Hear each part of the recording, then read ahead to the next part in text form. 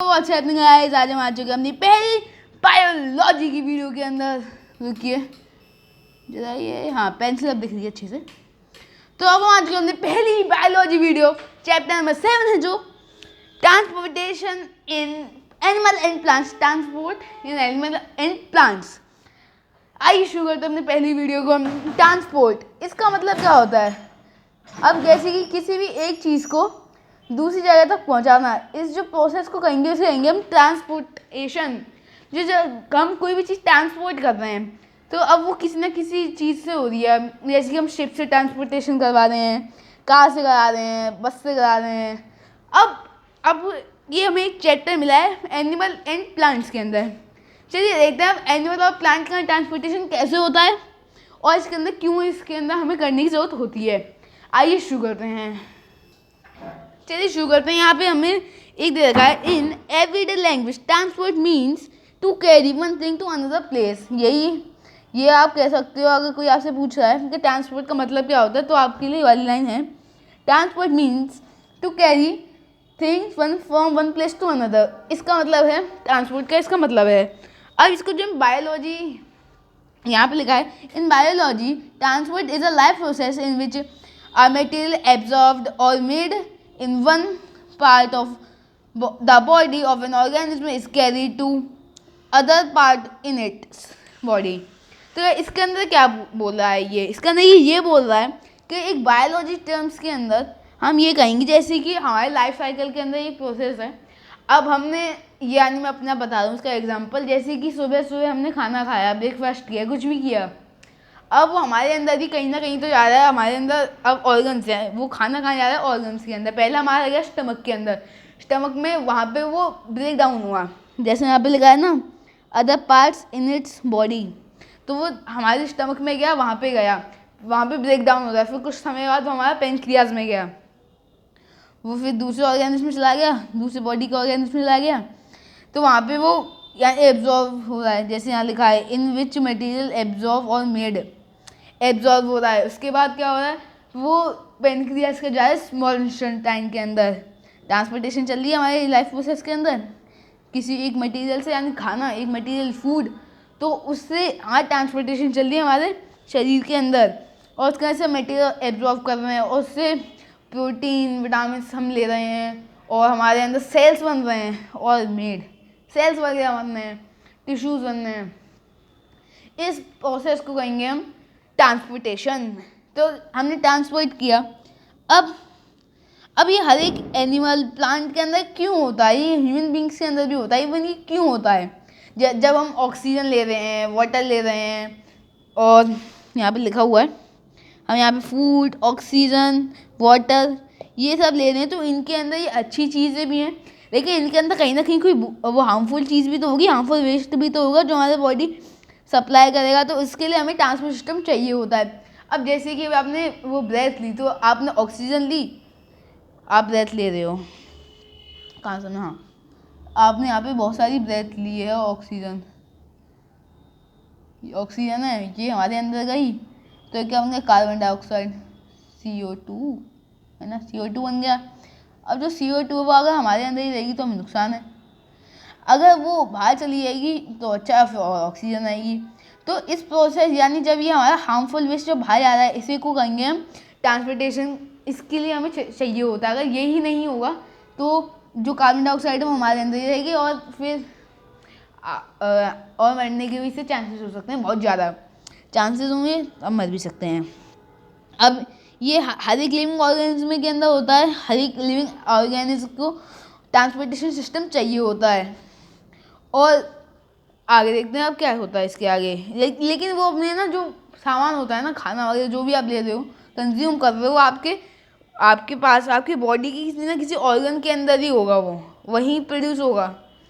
अब जैसे कि अब आप सुबह नहीं, रात को अब आपने अच्छे खाना डिनर किया, सुबह आप जाते हो फ्रेश होने जाते हो ना, तो उसको भी आप कहोगे इसी के अंदर आएगा। और ट्रांसपोर्ट सिस्टम उसके लिए भी चाहिए होता है। वो एक हार्मफुल वेस्ट है जो आपके अंदर से निकला, वो भी एक हार्मफुल वेस्ट जो है, तो वो आपके अंदर से निकला, तो it means the harmful waste is it.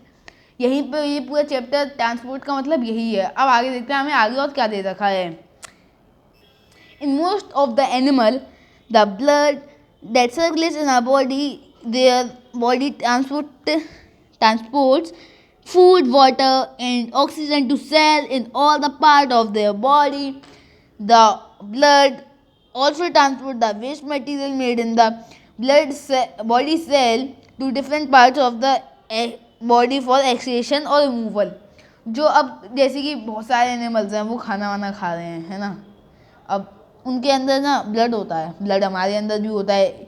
Humans और एनिमल्स ही एक ही जगह पे हमें कंपेयर किया गया है ना. और कहते भी ह्यूमंस और एनिमल्स को एक ही जगह पे कह देते हैं, यानी यहाँ पे समझा देते हैं, क्योंकि हम भी ह्यूमंस जो हैं वो एनिमल्स से ही आए, इस वजह से. जो ब्लड होता है वो हमारे सर्कुलेट करता है, क्योंकि हमारे बॉडी के अंदर वो ट्रांसपोर्टिंग सिस्टम है, तो वो सर्कुलेट कैसे करता है, ट्रांसपोर्टिंग सिस्टम के द्वारा. अब हमारे अंदर हम बहुत कुछ लेते हैं, मैंने जैसे पहले बताया था, फूड, वाटर, ऑक्सीजन, ये हमारे सेल्स के अंदर ही तो ज़्यादा है, ये हमारे बॉडी पार्ट्स में ज़्यादा है. तो जो उसके अंदर से जो ब्लड है हमारा, उसके अंदर भी तो कुछ ट्रांसपोर्ट हो रहा होगा, जैसे कि मिनरल्स, प्रोटीन, कार्बोहाइड्रेट, फैट, और जो भी चीज़ें हैं वो सब आ तो रही हैं, ब्लड के अंदर ही तो आएंगी. और जैसी फैट और जगह भी जाता है, तो हम उसे कहेंगे, यानी उसी को कहेंगे हम यहाँ पे ट्रांसपोर्ट सिस्टम. हमें क्यों चाहिए होता है, वेस्ट मटेरियल से ऐसे निकालते हैं. ऐसे ही हमने ऑक्सीजन ली, कार्बन डाइऑक्साइड छोड़ी, इसे भी वेस्ट मटेरियल के अंदर आ जाएगा. टॉक्सिक मटेरियल कह सकते हो आप, हार्मफुल कह सकते हो, ये हमारे मटेरियल्स आ जाएंगे. और ये हमारे डिफरेंट बॉडी पार्ट्स के अंदर होता है. और ये देखो यहाँ पे भी लिखा है, different parts of the body for excretion और रिमूवल, ये भी लिखा है. जैसे मैंने आपको बताया था, एक्सक्रिएशन के लिए, प्रोसेस के लिए होता है. अब देखते हैं हमारा अगला, अब देखते हैं हमें आगे क्या दे रहा है इस चैप्टर के अंदर. ट्रांसपोर्टेशन सिस्टम, हम एक ह्यूमन के अंदर सर्कुलेटरी सिस्टम, ये दो हमारे दे रखा है. ट्रांसपोर्ट सिस्टम इन ह्यूमन के अंदर पहला टॉपिक हमारा है सर्कुलेटरी सिस्टम. अब देखते हैं इसके अंदर जो ट्रांसपोर्टेशन सिस्टम के अंदर जो मेन होता है वो होता है ब्लड सर्कुलेशन, और आप इसे ये कह सकते हो बस सर्कुलेटरी सिस्टम भी कह सकते हो, ब्लड सर्कुलेटरी सिस्टम, ठीक है. अब देखो इसके अंदर क्या होता है, जो हमारे अंदर जो ब्लड है वो कौन कर रहा है, नहीं वो सर्कुलेट कौन कर रहा है, हमारा हार्ट. तो जो हमारा हार्ट है वो भी तो किसी न किसी चीज़ से कर रहा होगा. तो अब ये रेड वाली लाइन और ये ब्लू वाली लाइन, इसे देखो, आर्टरीज और ये वेन्स. जो वेन्स होती है ना वो ऑक्सीजन लेके जा रही है, और जो आर्टरीज हो रही है वो डीऑक्सीडेटेड ब्लड को लेके आ रही है, और ये जो वेन है वो ऑक्सीडेटेड ब्लड को लेके जा रही है. ऑक्सीडेटेड ब्लड जिसके अंदर ऑक्सीजन डिजॉल्व है, इसमें O2 डिजॉल्व है, और ये वाला O2 वाला है, सॉरी वाला O2 है, ये CO2 वाला है, रेड वाला CO2 और ब्लू वाला O2. अब हम इसको इससे याद रखो, वेन्स O2 लेके आती है, O2 यानी ऑक्सीडेटेड ब्लड, और आर्टरीज डीऑक्सीनेटेड ब्लड, क्योंकि वो CO2 है ना, कार्बन डाइऑक्साइड, तो डीऑक्सीनेटेड ब्लड लेके आती है आर्टरीज, और वो हार्ट के अंदर जाके वैसे ऑक्सीनेटेड वो हार्ट के अंदर आती है, फिर वो लंग्स के पास भेजती है, लंग्स के अंदर फिर ऑक्सीनेटेड ब्लड दोबारा ऑक्सीजन मिलती है उसे, उसके डिजॉल्व होकर हार्ट के पास आती है, हार्ट के अंदर फिर जो ऑक्सीजन होती है वो ब्लड के अंदर वो डिजॉल्व हो जाती है. ऐसे ये हमारा सर्कुलेटरी सिस्टम ऐसे काम करता है. और ये जो पूरा जो एक ही बारी में, जैसे कि एक बार लड़कता है ना, तो एक ही बारी में पूरी जगह, यानी ऊपर से लेकर नीचे तक पूरी जगह एक ही बारी में ब्लड फ्लो कर देता है. अब हम देखते हैं हमें सर्कुलेटरी सिस्टम के अंदर यहाँ पे हमें यहाँ 3 चीज़ें दे रही हैं.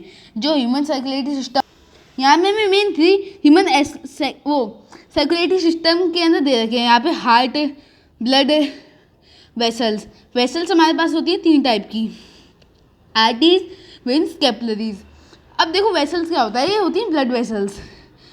जो ब्लड है, अब वो देखो हार्ट के अंदर से जो वो निकलती है ना वेसल्स, यानी अब देखो जैसे कि हार्ट है, बस मान लो, है ना, ड्राइंग अच्छी नहीं आता, ये हार्ट है मेरा, तो यहाँ से अब ये जो निकलती है ना ऐसे वेन्स टाइप, उन्हें कहते हैं ब्लड वेसल्स. तो ये जो ब्लड वेसल्स होती हैं, अब इसके अंदर होती हैं, प्रेजेंट होती हैं आर्टरीज, वेन्स, और इसके अंदर होती है कैपिलरीज. अब कैसे होती हैं, जो आर्टरीज और वेन्स तो हम देख भी सकते हैं, अगर आप अपना हाथ देखोगे ना तो इसके अंदर कोई एक ग्रीन दिखती है, अब वो ढंग से नहीं दिखेगा. अपना हाथ देखना तो उसके अंदर एक ग्रीन कलर की वेन दिखेगी और एक रेड कलर की सी वो विजिबल होंगी। तो देखो जो रेड कलर की सी हो वो आपकी होगी आर्टरीज और जो वो ग्रीन कलर की सी हो वो होगी आपकी वेन्स।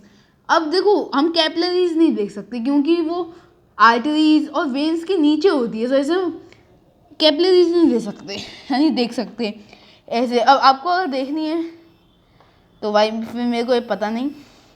चलिए आज का हम अपना कॉन्सेप्ट इस पे ख़त्म करते हैं। अब हम करेंगे अपनी अगली वीडियो के अंदर ब्लड